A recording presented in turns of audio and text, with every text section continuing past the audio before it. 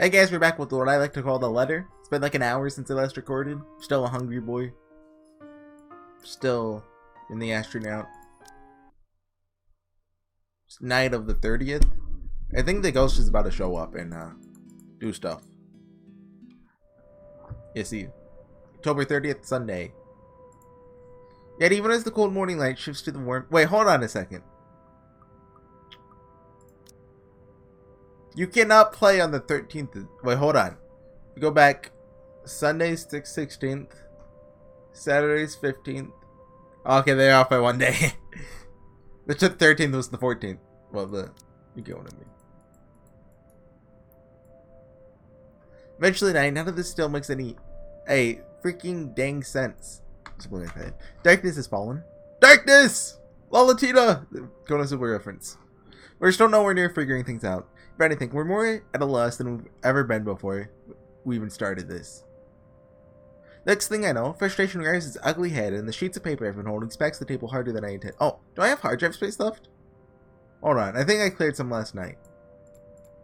Yeah, I have a gig left. 1 gig, that's it. 1.10. The sound of it echoes loudly in a small room, and everyone simply falls silent. Along with it is the release of another long-held breath. Perhaps the 100th since this morning. We aren't getting anywhere at this rate. Don't just drop it. There must be something in this we aren't seeing yet. It's an odd thing to hear from her. The very words I've been telling myself every single time I find myself facing a dead end.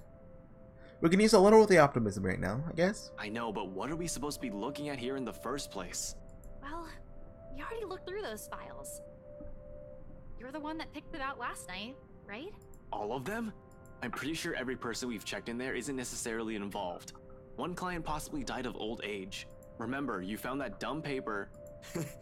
Not so dumb if it can kill all of us. I mean, true, but Zach, be quiet. Very funny, Z-Man. Anyway, like I said, you discovered that paper right before the open house. No one else was allowed inside during that time. It's too broad of a scope if we include every single person.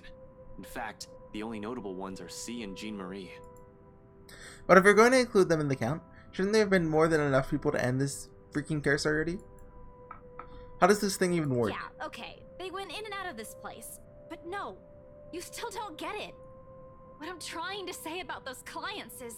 Shouldn't we look into the mansion too? That's where the letter came from. That's where she came from. Yeah, hold on. Branching tree. Where is it? There it is. Maybe it's just as the professor says.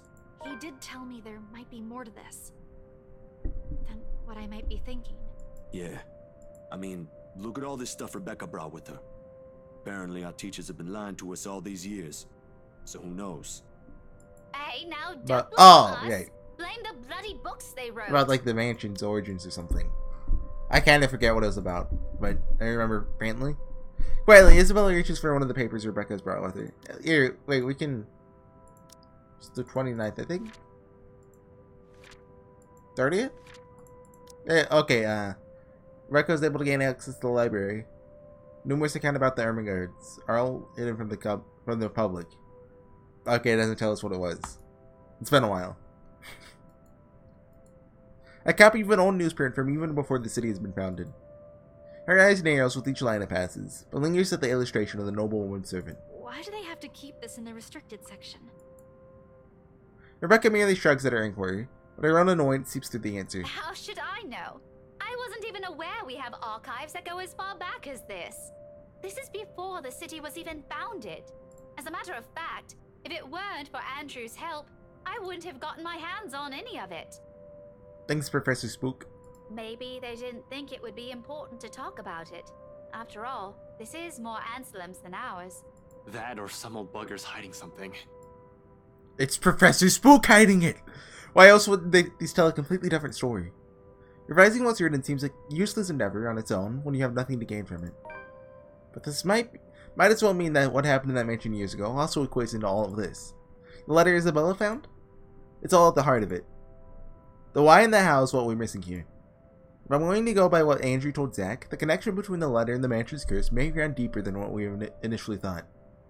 We won't be able to figure this out without looking into the other. Freak. How do I? The ranch is a private property now. Can't just waltz in there.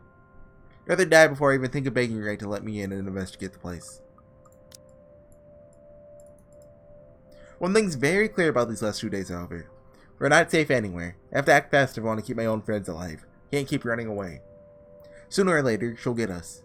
Before that happens, I have to put an end to this. Sighing, I stand up and stretch out the kinks in my back after several hours of sitting. We've been at this for too long. A break is needed. Time to let everything to sink in, or else we'll all burn out. I know I will. It's another thing I cannot let happen when they're all counting on me like this. Albeit unspoken, it's in their eyes as they look up at me, waiting. We've been at this since morning. We should take a break for a few. The rest of it never makes it out of my mouth as something heavy and grating sounds from the far end of the room. I remember this. Harsh booming noise running through the eardrums of everyone in the room.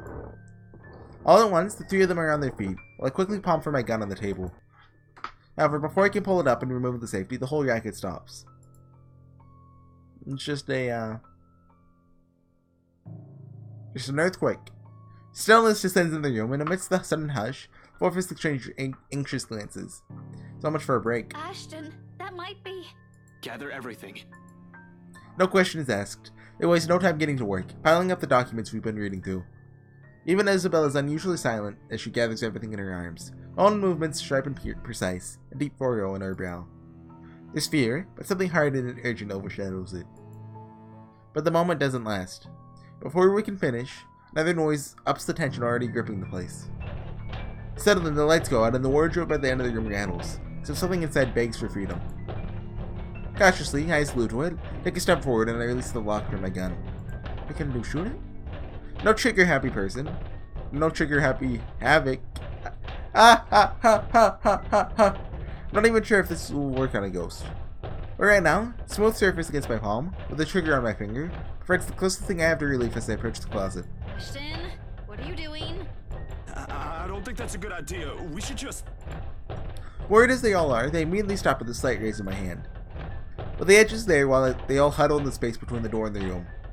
In case this goes south, whenever I find inside, I have enough time and space to run from their position. 2 deep breaths, I've crossed the room and stood in front of the closet. Whatever's inside has yet to stop thrashing. Instead, it has now moved to banging on the door, louder and louder the longer I dally. Another shallow breath. A glance at my companions. A nod. Something creaks. Then in the next moment, I'm grasping at the handles and swinging the doors wide open to reveal... nothing. Right away, I part the clothes hanging on it, and still none. No ghost. No woman. Not a single trace of whatever, whoever's inside. Confused, I glance back towards my companions, only to see them mirroring the same expression on my face. The noise has finally stopped, but I'm quite sure it isn't my imagination. Maybe it is, and I'm just too strung up that my head's now making things up. Whatever the case is, we need to get out of here as soon as possible. This only confirms we aren't safe anymore. Without bothering to close it, I move back, ready to leave, adrenaline now coursing through every vein in my body. The next second, I'm barking orders and... We should go. Everyone, we need to... So I'm sprawling on my back as something cold catches my ankle and yanks. The resulting fall knocks the wind out of me. Pain wrecks my whole spine and the back of my head as it collides against the floor, with force enough to dislodge my own brain from my skull. That sounds pretty fatal, actually. I don't think it actually does that. A moment lasts before stars fade from my vision, and then I sense it. Cold tendrils twisting around my ankles. The smell of vile rot assaulting my nose, nauseating, sickening. A foul smell draining every feeling in my body. The moment her horrid laughter, still as unpleasant and vicious as the last time I've heard it, reaches my ears, my eyes snap open. Hey, perhaps it's just an experience. Maybe my mind's still attempting to comprehend this. Regardless, the minute my eyes land on her, the whole of my body freezes. The gun in my hand turns useless as my grip on it slackens. It's in the manner her gaze bores on me, I'll say. A look of utter hatred and malice, seen aloud loads of times. From suspects, mostly murderers, never regretted their actions despite being caught. This is the face of someone you can no longer reason with. And I know, the moment she laughs again and starts dragging me towards her, it's already going to be the... Ashton, snap out of it! No, can't die here. Not yet. So, like, can it kick her, or, like, does it just go through her? The haze fades from my mind and instant kicks in then and there. Everyone out! Get out! Get out of here! One powerful tongue, I yank my foot out of her grip, scramble back to my feet, ignoring the piercing wails she fills the room with. Within the span of a second, I'm getting for the door, grabbing the wrist of the first person my hand can reach, and leading everyone out. Into the hallway, down the flight of steps, right inside my car. Waste no time flooring on the gas pedal the second the last person closes the door behind them. In a short while, I'm driving us out of Salem now. I don't even entertain the thought of winding down just yet. Even as the last of the woman's painful cries fade into the night. Bye-bye. October 31st. It's Halloween! It's windy. I don't know if you can hear that. Try to free themselves from the cars, piecing them together what they currently know. Before they can figure it out, a ruckus, coming from Isabella's closet, broke the silence of the room. We're like 10 minutes in? Yeah, almost 11. A dreary downpour starts off the Monday. Although it doesn't last for more than an hour, the dark clouds lift just after the sun peaks over the horizon. Brief as it is, the rain has significantly dampened the park's usual cheery vibe. Mornings like this often mark the start of another bad week. An arrest gone wrong, another investigation leading to a dead end, or some truly freaked up stuff being called in. Pardon my French. Like that one time I was dispatched to a scene where a guy gouged his own eyeball out and almost ate it. I think he mentioned this before. I was a few chews away from swallowing it, in fact. Lost my dinner that night. Fun times. Of course, I doubt anything can top getting cursed by a dang chain letter of all things. This is the sort of stupid thing people pass along as a prank through emails and text messages, for freak's sake. A ghost chasing after you just puts the icing on that cake. So far, all we've done is run, snoop around, read stuff, and run again. Frustrates me to no end how we're still no closer to an answer. Even my car reflects the state my mind is in. Photocopies of documents litter every available surface. Scattered all over the place, spilling from the passenger side and into the backseat, making an entire mess of what little space there is. Now that I'm any better. My last shower was 24 hours ago, and I haven't slept at all. My last meal was that chocolate porridge thing Isabella offered. We made it further. Oh, look at us go! Look at us go! Right there. Okay, yeah, we could... Oh, we read this all before then. More or less. This is because Rebecca's alive. Rebecca will give me an earful and tell me to take care of myself better. I can already hear Isabella complaining how dark the bags under my eyes are getting. I agree I need to get a shower pronto. Not necessarily a bad end. Oh. Lots of branches here. I assume this is every variable. Like, everyone's alive. One person dead, one person dead, one person dead. 2 people dead. 2 people dead, everyone dead. Well, wait, no. Huh. Wonder how that works. Because the number is perfect, but what about our run? Because, you know, we went through this 2 times. One with Zachary alive, one with them dead. So my logic doesn't follow through. What? Oh! This is everyone dead. Okay, this is someone alive. Okay. Oh, maybe, Isabella in a coma, but the other 2 are alive? Something like that? The chatter reaches my ears first, halting my movements. Sure enough, when I glance up, I find them. Zach, Rebecca, and Isabella, just as they enter the park grounds, bags of convenience store food in hand. After last night's flight from Salem, we've elected to stay the night here, unsure if our own homes will still be safe. Normally, we'd all be averse to the idea of spending the night outside like this, but panic and distress have tainted that decision. It's not like any of us have gotten an ounce of sleep anyway. On the off chance one of us did, it only lasted about a second. Or it's a fitful one. But looking at them right now, from afar, it's easy to mistake them for just a group of friends on a day out. Isabella's gesturing wildly with her arms as she talks. Something funny or amusing, probably, because it's soon followed by Zach's booming laughter and Rebecca's giggles. Their voices fill the atmosphere with light air, temporarily easing off the disheartening mood. It's easy to pretend we're not knee-deep in a life-and-death situation the way they're acting now. If anything, it's only their appearance that portrays that mask. Slightly disheveled, bags under their eyes, an exhausted curve in their shoulders, dragging footsteps. But the closer they get, the more oblivious these signs are to the naked eye. Zach tosses an energy drink my way the moment the distance closes. Allows it. Isabella hands me the other bag she's holding, before sitting herself at the edge of the fountain. The scent of warm food immediately wafts in the bag when I open it, carried further by a passing breeze. Whatever sweet sauce is drizzled over this pork wannabe, it smells heavenly, Heck, even the sorry-looking vegetables seem appetizing. Despite myself, not even checking exactly what this is, hunger swiftly takes over every rational thought. I dig in without waiting for them to start. The rest of them appear to be of the same mind too. Soon enough, they also start with ears. No casual talk while we fill our empty stomachs. Exhausted as we all are, food is something we can't forego. Starvation dulls the thinking, weakens the body.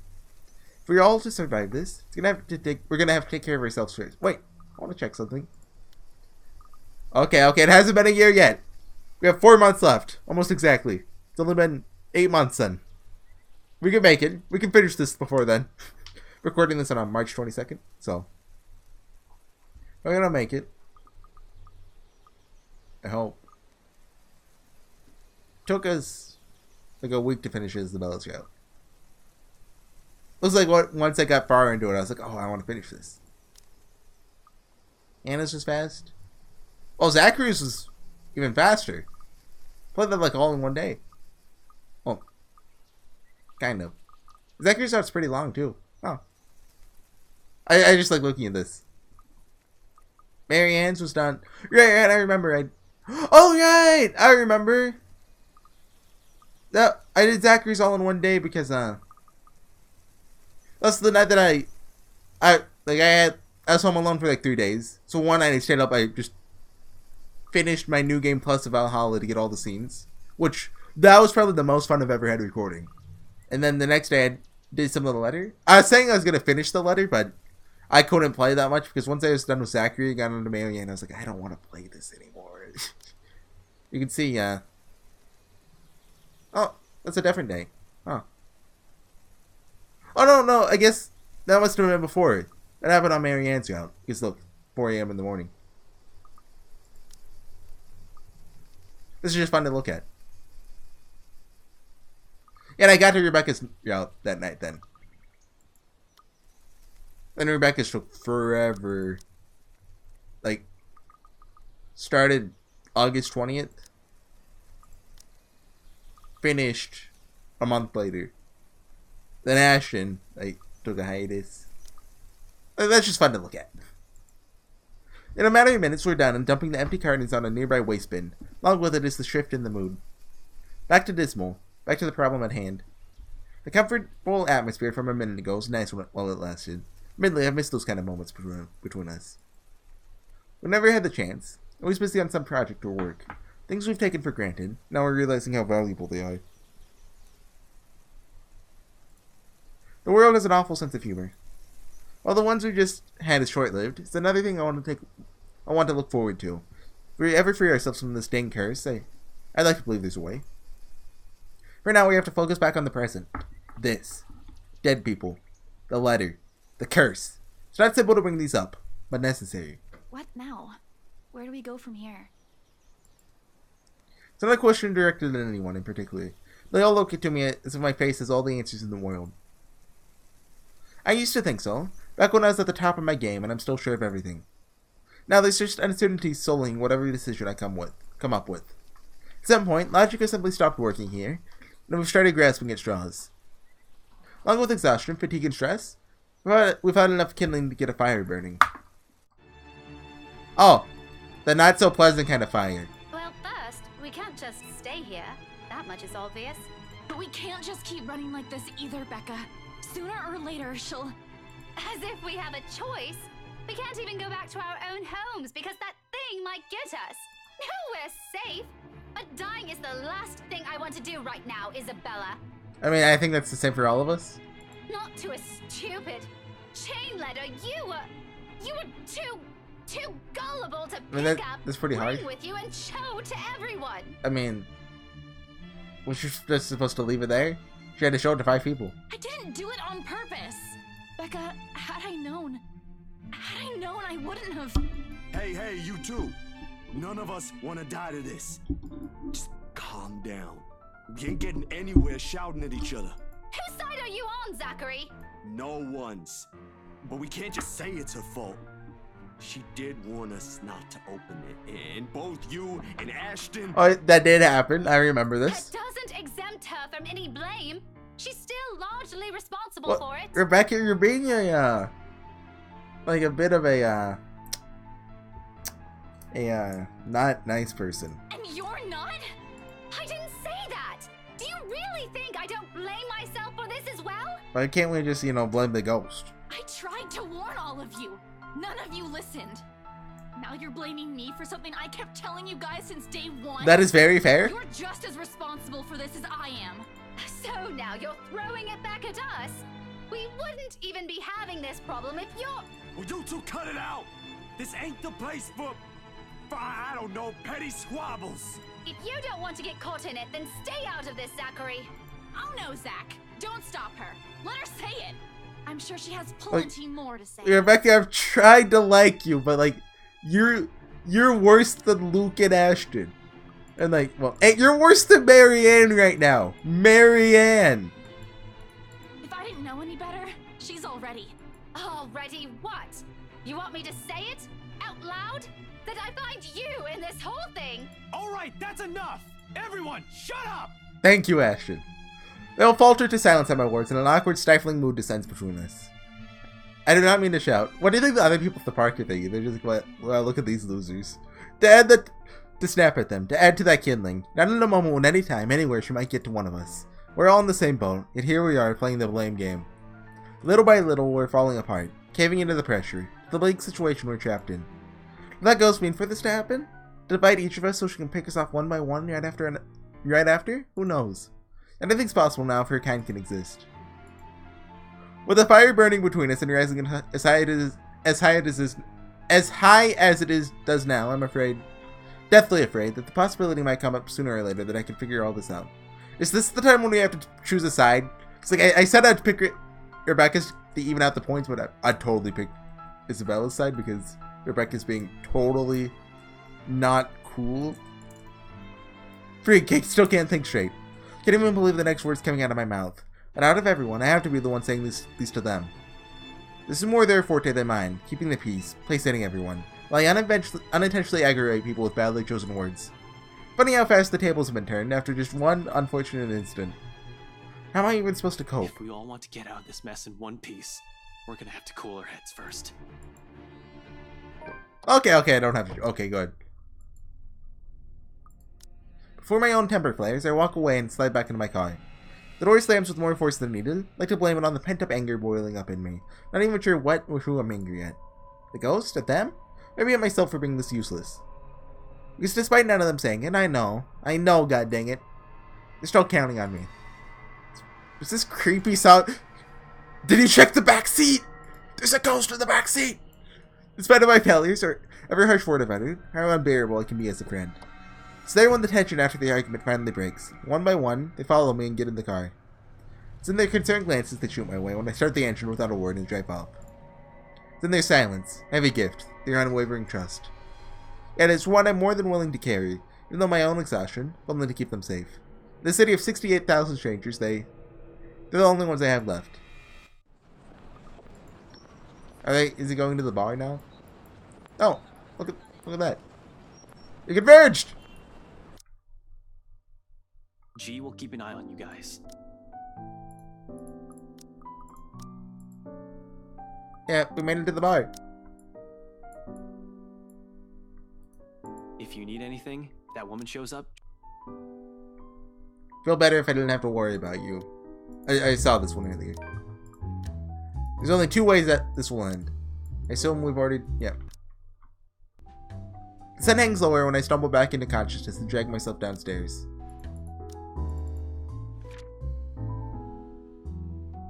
Okay, so they had a talk. They had a fun time. I assume we'll get one with Isabella and or Rebecca. The sun hangs lower when I stumble back into consciousness and drag myself downstairs. Around this time, the patrons usually start to trickle into the main lounge until it reaches a peak around midnight. However, today it remains thin. You know, this scene is really out of place. Like, you know, there's all this tension gathering by the time all the surviving friends meet up. Then there's just this bar scene. Then there's him going to the mansion alone. I don't know. It feels weird. He's always complained about the lack of decent crowd on the week start, though he doesn't really begrudge his customers for it. No one wants to start the week with a bad case of a hangover, after all, even him. Which makes the concerned look he gives me come off a bit too odd. With the kind of danger we're in, this swiftly puts me on the edge, even before sleep completely fades from my mind. Something wrong, G? G hums, but there's an undertone of annoyance in it, despite his casual and open movements. And only after he finishes wiping a tumbler and carefully settles it face down on the table does he give me an answer. The way he stares back at me honestly makes me squirm. Feels like I'm being stared down by my primary school teacher for sleeping in class again. Nothing much. Monday's still a slow day for this place. But you might want to check on your friends, kid. Looks like one of them woke up on the wrong side of the bed while you were out. Oh no, Rebecca, what are you doing now? Another question forms in my head along with a small confused frown. Though before a single syllable slips past my mouth, Rebecca's irate voice rings out from some part of the main lounge. From the sound of it, Pierce woke up on the wrong side of the bed and is a complete understatement. Alone? You know we can't just go in there. But we don't have any other choice, Becca! There's really no other way. We have to go there. If you'll just... Isabella, no. That doesn't sound too comforting. Once Rebecca assumes that kind of tone in an argument with Isabella, usually ends with one of them walking out or both of them giving the other the silent treatment. Lasts for about a week at most if it's really bad, which really isn't what we need right now. Hope the bad blood from this moaning will simply blow over, after all of us have gotten a decent rest. Should have expected things won't be the same with them as it is with Zach and I. Turns out sleep isn't what some of us need. Even G appears to understand it. In spite of his efforts to look as unconcerned as possible, there's a tense set on the shoulders. A nervous edge lingers in his eyes, as it occasionally flickers over where Rebecca and Isabella's voices are coming from. He doesn't want to deal with this, especially at the start of another busy week. Neither do I. Things have worked out between them before without Zach or I meddling. But the imploring gaze G directs at me leaves me with no other choice. It almost feels like he's guilting me into doing something about it. Ain't that it's working. You know how I run this pub, kid. No fist fights, no cat fights, only good booze, bad puns, and off-key singing. Go fix it before it blows up in your faces. I'd hate to throw two girls out of this place over a petty argument. It's probably not as petty if Rebecca's already shouting like that, but I give him a nod nevertheless. Sorry about this, G. Thanks, G. Thanks, Chief Harvey? Is it Harvey? Yeah, Harvey Lee. Yep, something under his breath for an answer and waves me off, turning away and returning to his work without another word. Even with the lack of a sizable crowd, likes to keep busy, or the same in that regard. Can't remain still, always has to stay moving, doing something, thinking, whatever keeps the brain at work. Leave him to it shortly after. Rebecca's voice rings out once again, followed by Isabella's. A part of me wants to thank you for all the trouble he's taken for people he barely even know. Knows? What? For people he barely even... Oh. People's plural, though. But that should be knows.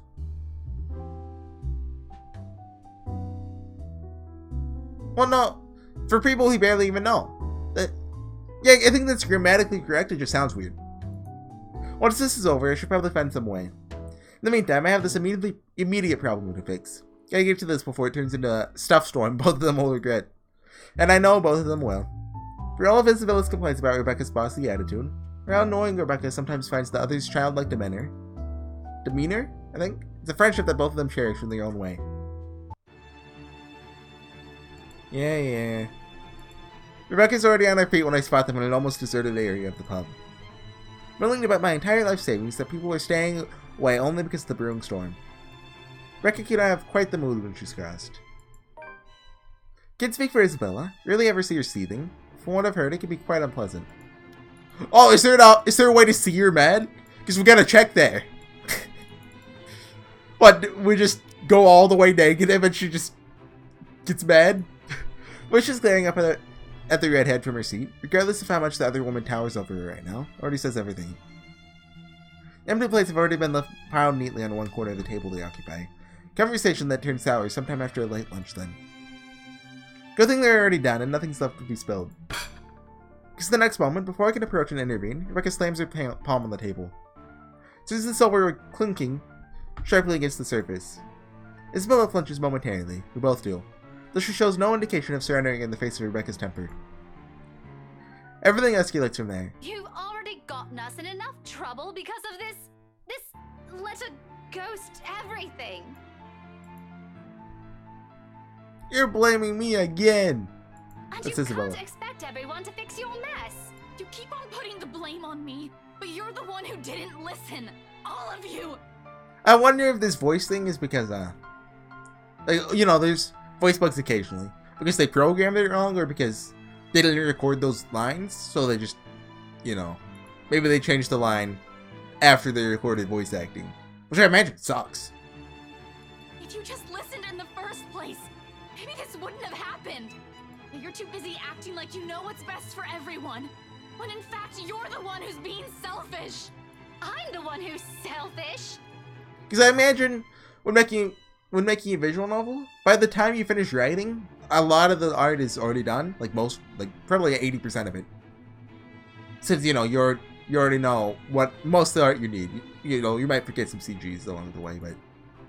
And music's probably done pretty early too. Well, like mid-development probably.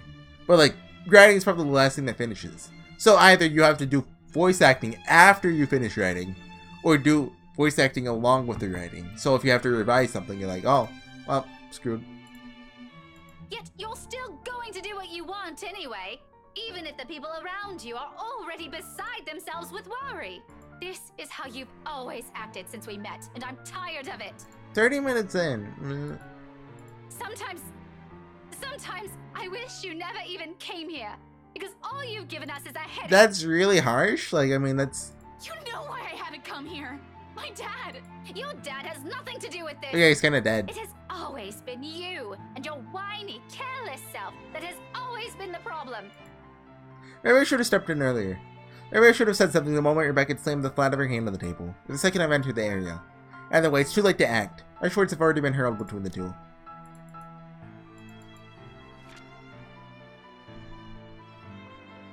Our words had already been said. Do you think their relationship went down? Don't think it did? For a long time, Isabella sits there in silence, while Rebecca stands unmoving, arms crossed and breathing heavy. Despite the lack of words between them, they're both vibrating with anger, refusing to meet the other's eyes. Ever so slowly, the atmosphere in the room turns thick and smothering. Strained air no one in the immediate vicinity, including me, dares to break, till the ones at the center does so. Rebecca definitely won't. At some point in our friendship, she is going to become a woman firm with her opinions. She's never going to back down from this, not when she knows she has a point. Does she have a point? I mean, she doesn't really have a point, like... Isabella, on the other hand, there's always been a certain stubbornness in her. As frustrating as it is to see sometimes, it's what's gotten her through life's hardships. Perhaps even the only thing that has. When you have nothing else, people tend to cling on to what they have within themselves instead. But she also knows when to withdraw, when a struggle turns useless. Kind of awareness almost second nature to her. When enough is enough, Isabella abruptly stands and marches towards the exit. Fast, rigid steps, away from the hurt and painful words they already let fly earlier. She bumps into me in her haste, the impact nearly knocking her off her feet. Instinct kicks in at the last moment, and I reach out for her, grabbing her arm in a steadying grip. Surprise flits across her face, expression mirrored on Rebecca behind her. Neither of them have noticed me. I mean, I'm gonna call it there, but like, I think Isabella's like, come on now. Come on now. Oh, what?